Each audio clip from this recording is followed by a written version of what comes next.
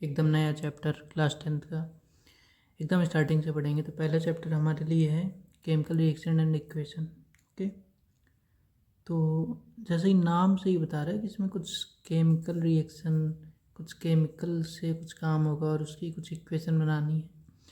आगे चल के हम इसको अच्छे से समझेंगे, लेकिन अभी इसके नाम पे देखते हैं कि केमिकल रिएक्शन, अब रिएक्शन क्या होती है और इक्वेशन क्या होती है। केमिकल से तो हमें समझ में आता है कि केमिस्ट्री है तो कुछ केमिकल से होगा, कुछ एटम मॉलिक्यूल ऐसा करके कुछ ना कुछ तो होगा, ठीक है। तो अभी हम फोकस करते हैं इस पूरे टर्म पे कि केमिकल रिएक्शन है क्या, ठीक है। तो हम देखते हैं कि रिएक्शन क्या है। तो अगर हम देखें तो रिएक्शन हमारे यहाँ पे दो टाइप की हो सकती हैं। एक होती हैं हमारी फिजिकल रिएक्शन और दूसरी होती हैं केमिकल रिएक्शन। फिजिकल रिएक्शन, दूसरी होती हैं केमिकल रिएक्शन। ओके,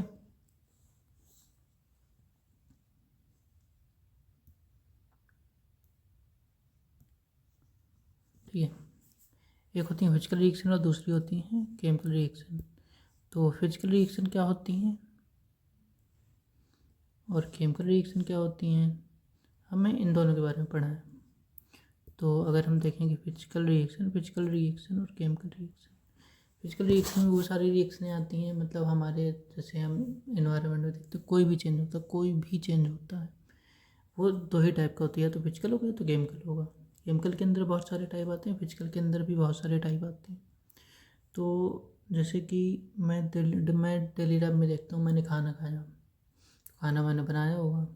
अब मैंने खाना बनाया तो खाना वो बना कैसे, मैंने खाने को पकाया होगा। मैंने दाल बनाई, दाल है, दाल पक गई, तो दाल पहले भी थी अभी भी है, दाल में न्यूट्रिएंट वही थे अब भी हुई हैं, तो न्यूट्रिएंट में कोई भी चेंज नहीं आया, तो वो फिजिकल चेंज हुआ। केमिकल चेंज वो होता है जब उसमें कोई केमिस्ट्री में चेंज आ जाती है, कि पहले कोई और सब्सटेंस था, बाद में कोई और हो गया। जैसे दूध से दही बनना, पहले मिल्क था, बाद में उसमें कुछ चेंज हुआ, उसके अंदर बैक्टीरिया होते हैं, लैक्टोबैसिलस बैक्टीरिया होते हैं, उस चेंज कर दिया। तो ये होता है। और केमिकल रिएक्शन क्या हो सकती है, हम बहुत सारे, जैसे हमने खाना खाया, फिर अब खाने को हम ब्रेक डाउन करेंगे तो वो केमिकल रिएक्शन हो जाएगा। और फिर हम डाइजेशन में एसिमिलेशन होगा, मतलब बॉडी के अंदर, सेल के अंदर जाएगी, वहाँ पे हम उसको तोड़ेंगे ताकि एनर्जी मिले, वहाँ पर होगा केमिकल रिएक्शन, ठीक है। अभी हम ज़्यादा अंदर तक नहीं जाएंगे, हम ऊपर ऊपर से देखेंगे। उसके बाद हम आते हैं कि कैरेक्टरिस्टिक ऑफ केमिकल रिएक्शन, हमें पता कैसे चलेगा कि ये केमिकल रिएक्शन हुई है। तो हम याद रखेंगे कि इसमें कुछ चीज़ें निकलती हैं, जैसे इसमें प्रेसिपिटेट बनेगा। प्रेसिपिटेट क्या अर्थ होता है, जैसे हम अगर टेस्ट ट्यूबलेट जहाँ पे हम रिएक्शन को परफॉर्म करते हैं, नीचे कुछ बैठ जाए, उसको कहते हैं पीपीटी फॉर्मेशन। प्रेसिपिटेट क्या बोलते हैं, प्रेसिपिटेट। और क्या हो सकता है,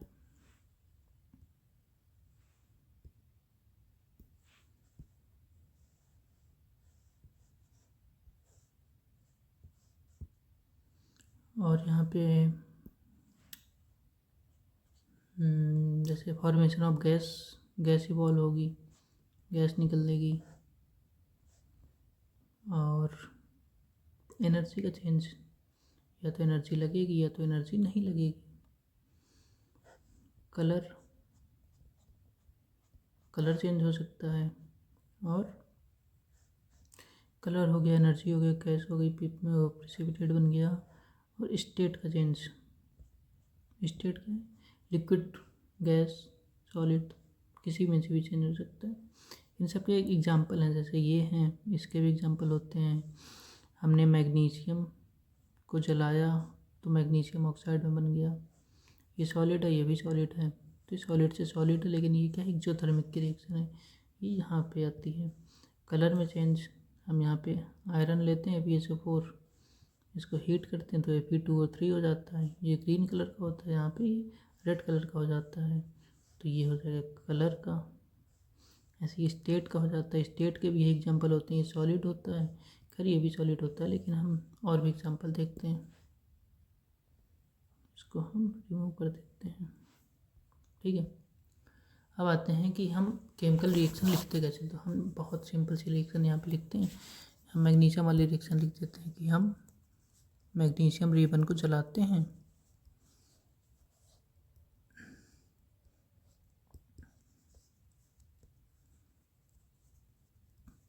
हम मैग्नीशियम को जलाते हैं ऑक्सीजन के साथ, और फिर ये बना देता है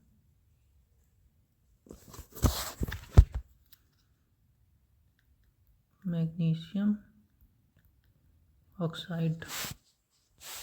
अब इसमें देखो हमें बार बार लिखना पड़ेगा मैग्नीशियम बनाया, ऑक्सीजन बनाया, तो इसमें काफ़ी दिक्कत है। तो यहाँ पे खेल में आता है कि यहाँ पे खेल में आता है इक्वेशन। हम अगर इसे इक्वेशन की फॉर्म में लिखें तो हम इसे डायरेक्ट लिख सकते हैं Mg+O2, और यहाँ पे एरो लगाएंगे और यहाँ पे लिख देंगे MgO, ठीक है। अब इसे बैलेंस करना होता है, वो बैलेंस कैसी होती है वो सारी कहानी बात की है। अभी हमने देखा कि यहाँ पे हमने ये पूरी की पूरी रिएक्शन लिख दी, हमने एरो लगाया, मतलब ये प्रोडक्ट साइड है, ये वाली साइड जो है वो प्रोडक्ट साइड है, और एरो के पहले वाली चीज़ें रिएक्टेंट साइड है। ये कंबाइन होते हैं और यहाँ पे ये दोनों कंबाइन होते हैं, और यहाँ पर फॉर्मेशन हो जाता है यहाँ पर। इसके बाद हम देखते हैं कि हम केमिकल रिएक्शन लिखते कैसे, इक्वेशन कैसे लिखते हैं, हमने देख लिए अभी। इसके बाद हम आते हैं कि बैलेंसिंग कैसे करते हैं। मैं अभी ऊपर ऊपर से बताता हूँ कि यहाँ पे मैग्नीशियम के कितने मॉलिक्यूल हैं। यहाँ पर मैग्नीशियम के कितने मॉलिक्यूल हैं, एक मॉलिक्यूल है।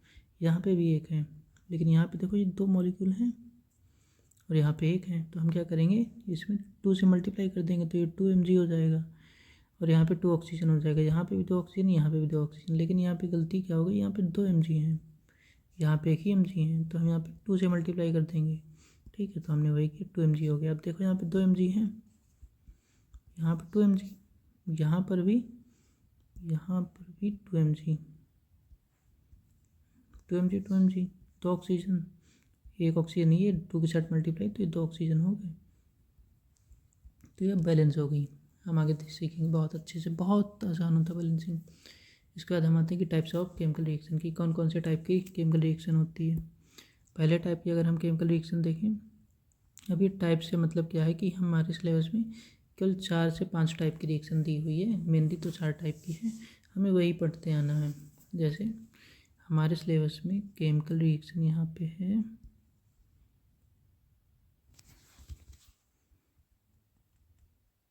Chemical reaction,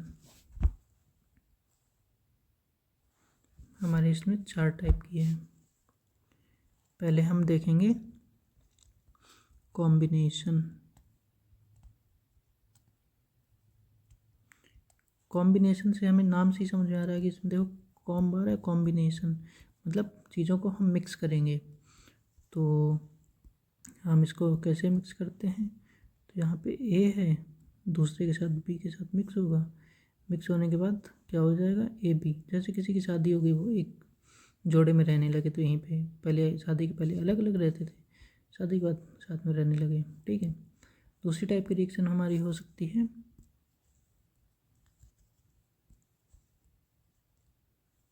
decomposition.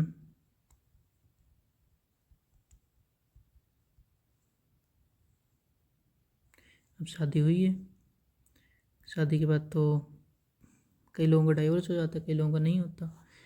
तो यहाँ पे क्या हो गया, शादी हो चुकी थी, साथ में रह रहे थे, लेकिन कोई दिक्कत आई, और दिक्कत कुछ भी हो सकती है, हम उसमें दिक्कत देखेंगे क्या है दिक्कत, इसमें एनर्जी मिल गई है, कि सनलाइट मिल गई है, कि हीट हमने कर दिया है, क्या हुआ है, उसके साथ इलेक्ट्रिसिटी मिल गई है। तो ये है A+B, टूट गया है, यहाँ पे हमने उसको एनर्जी सप्लाई की है।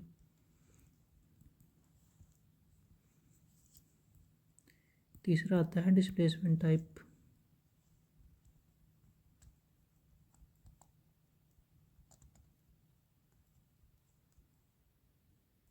ये आप लोग काफ़ी अच्छे से समझेंगे। इसमें पहले एक था, बी के साथ अच्छे से खुश था, नॉर्मल ज़िंदगी में था, लेकिन यहाँ पे एक नया बंदा दिखा उसे सी। अब ए का दिल टोलने लगा सी को देख के, तो ए ने कहा कि मैं अब तुम्हारे साथ नहीं रहूँगी, तो उसने इसको लात मार दी और ये ए को सी को लेके यहाँ पे उड़ के, यहाँ पे ए ने सी के साथ कंपाउंड बनाया और बी को अकेला छोड़ दिया। तो हम वही लिखते हैं, यहाँ पे ए ने सी के साथ बॉन्ड बनाया और बी को अकेला छोड़ दिया, ये डिस्प्लेसमेंट है। ए सी के साथ चला गया, तो सी ने किसको डिस्प्लेस किया, सी ने बी को हटा दिया, तो सी ने बी को डिस्प्लेस कर दिया और एक साथ बॉन्ड बना लिया। ठीक है, अब हम अगली रिएक्शन देखते हैं। अब आता है डबल डिस्प्लेसमेंट।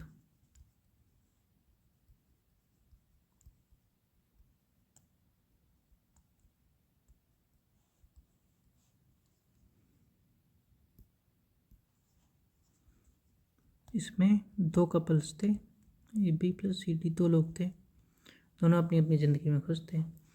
लेकिन क्या हुआ कि ए को सी पे क्रश हो गया, नहीं नहीं मुझे तो सी पसंद है, तो सी को लेके उड़ गया।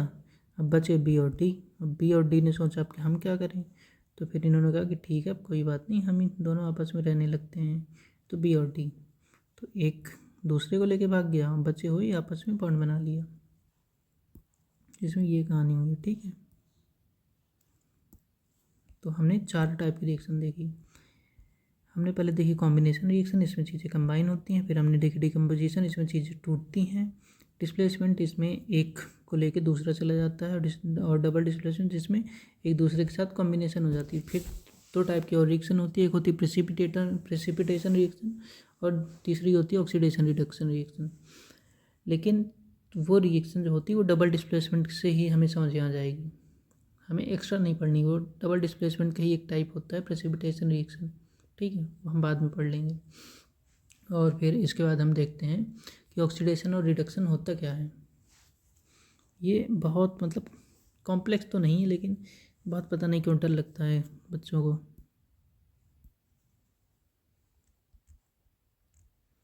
ऑक्सीडेशन पूरा लिख देता हूँ, ऑक्सीडेशन एंड रिडक्शन। अगर मैं इसके नाम पे जाऊँ तो नाम से हमें समझ आ रहा है इसमें ऑक्सीजन की कुछ बात होगी, और यहाँ पे रिडक्शन मतलब अब हाँ ऑक्सीजन के साथ कौन आता है, हाइड्रोजन आता है, तो यहाँ पे हाइड्रोजन की बात होगी। अगर मैं यहाँ पे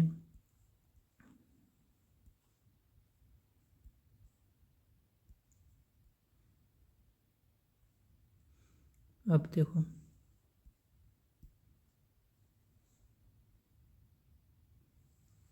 अब मैं लिखना चालू करता हूँ। यहाँ पे गेन ऑफ ऑक्सीजन होगा, ऑक्सीजन का हमने गेन किया, तो यहाँ पे किसका गेन होगा,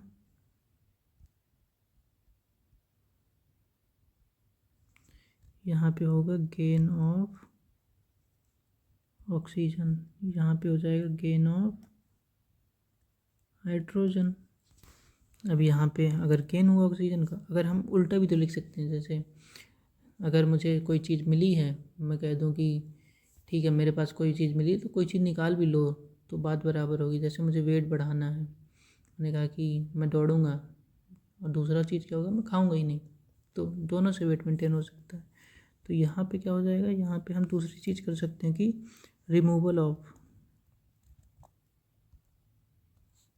हाइड्रोजन, यहाँ पे रिमूवल ऑफ ऑक्सीजन।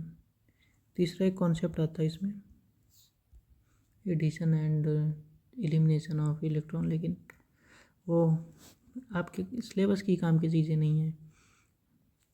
और लेकिन मैं फिर भी थोड़ा सा बता दूंगा, इंट्रोडक्शन दे दूंगा, लेकिन जब हम इसको डिटेल में पढ़ेंगे तब देंगे। अभी हम इंट्रोडक्शन ले रहे हैं तो इतना काफ़ी है। हम ऑक्सीडेशन रिडक्शन के बाद हम देखते हैं कि ऑक्सीडेशन के कुछ टाइप हमारे सिलेबस में दिए हैं कि ये ऑक्सीजन के यूज केसेस हैं, तो ऑक्सीजन के हम यूज केसेस देख लेते हैं। ऑक्सीडेशन तो इसके दो यूजेस हैं हमारे में। पहला है कोरोजन, दूसरा है रेंसिडिटी। तो कोरोजन की अगर हम बात करें तो कोरोजन जो होता है वो मेटल्स में होता है कि मेटल ऑक्सीजन के साथ या सल्फर डाइऑक्साइड के साथ, नाइट्रोजन डाइऑक्साइड के साथ, CO2 के साथ, किसी के साथ भी कंबाइन होके वो मतलब ऑक्सीडेशन हो जाता है उनका, ऑक्सीडेशन हो जाता है। फिर वो क्या बना लेते हैं, वो कोरोड हो जाते हैं। हम कहते हैं इसका कोरोजन हो गया।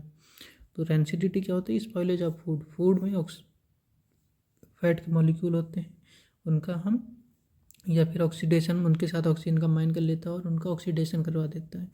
तो ये क्या है, ये रेंसिडिटी कब होती है, ये फूड में होती है। Example spoilage of food, food का ख़राब होना, स्पॉइलेज ऑफ फूड। इसका एग्जाम्पल क्या होगा, तो इसका एग्जाम्पल हो जाएगा rusting of iron, rusting of iron. तो अभी हमने डीपली तो कुछ भी नहीं पढ़ा, हमने केवल इंट्रोडक्शन लिया है। हमने कहाँ से इंट्रोडक्शन लेना चालू किया, हमने कहा कि ठीक है हम ये चैप्टर पढ़ रहे हैं केमिकल रिएक्शन एंड इक्वेशन। तो पहले बताओ कि ये रिएक्शन होती क्या। तो हमने कहा रिएक्शन तो कहीं हम अपने इन्वायरमेंट में, अपने आसपास जितनी भी चीज़ों को देखते हैं, हर एक चीज़ में रिएक्शन होती है। जैसे फूल है, फूल सुबह खिला, शाम को मुरझा गया, तो उसमें रिएक्शन हुई। हमने खाना बनाया, खाने बनाने में रिएक्शन हुई। हमने बाल काटे, बाल काटने में रिएक्शन हुई। हमने नाखून काटे, उसमें रिएक्शन हुई। हर एक चीज़ में रिएक्शन होती है, छोटी से छोटी और बड़ी से बड़ी चीज़ में रिएक्शन होती ही होती है। अब रिएक्शन को हमने फिर डिवाइड कर दिया फिजिकल रिएक्शन में और केमिकल रिएक्शन में।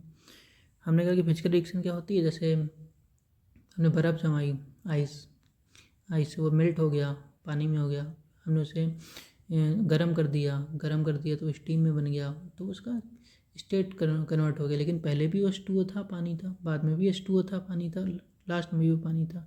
हमारे पास खूब सारे कागज़ थे, मैंने उनको फाड़ दिया, अभी भी वो कागज़, पहले भी था कागज़, अभी भी कागज़ है।